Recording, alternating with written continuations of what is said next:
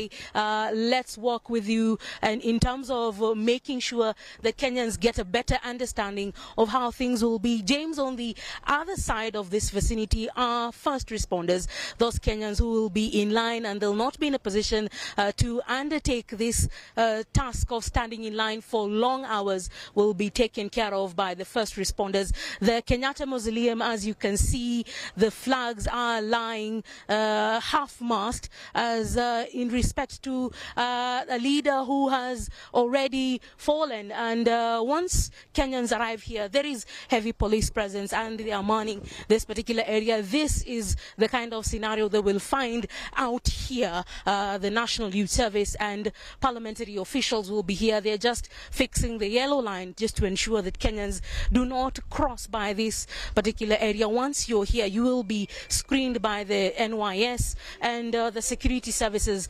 for the National Assembly. And once you pass through this area, you will be able to now stand in line and move forward in terms of lining up on this part of the alleyway. So maybe we can just cross over to the other side so that Kenyans can be able to take a clear view of how open the road is. So Parliament Road, as you can see, James, is pretty open. On the other side are government officials, the military police taking a cue of the situation around here.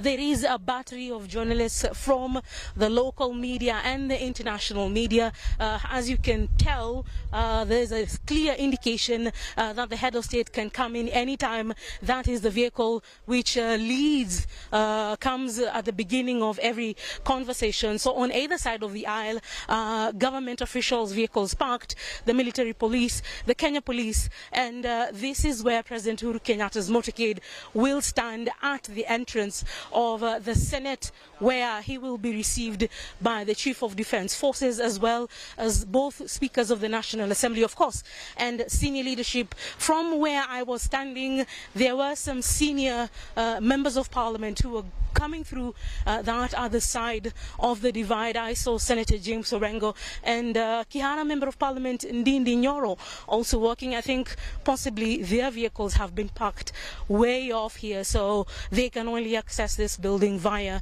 walking on foot. But James, there's a lot of history around the kind of state funeral that we are seeing. Many Kenyans have been able to view this thrice. People in the region have also been discussing about this matter on social media. Countries that have not really undertaken state funerals of this magnitude are also looking at how Kenya is doing and learning from our mistakes and our wins in terms of ensuring that we give a head of state a befitting send-off. There we can see the military officials just giving the camera crews a better understanding of how the issue will be at the opening of Parliament buildings. Let's walk again, going through to the other side where we'll be able to speak to a whole lot of Kenyans who are standing by on the other side, who are curious.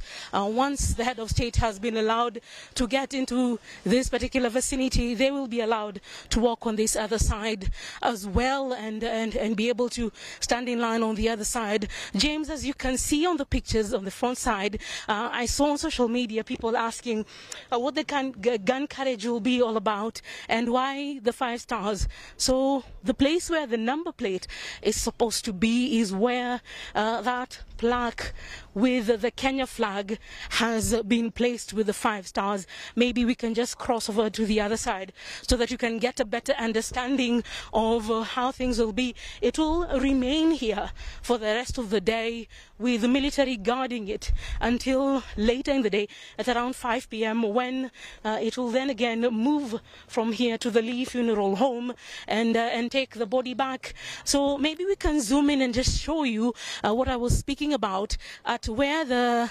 there is supposed to be the number plate. You can see the flag of Kenya with the 5 stars. That is what I was talking about.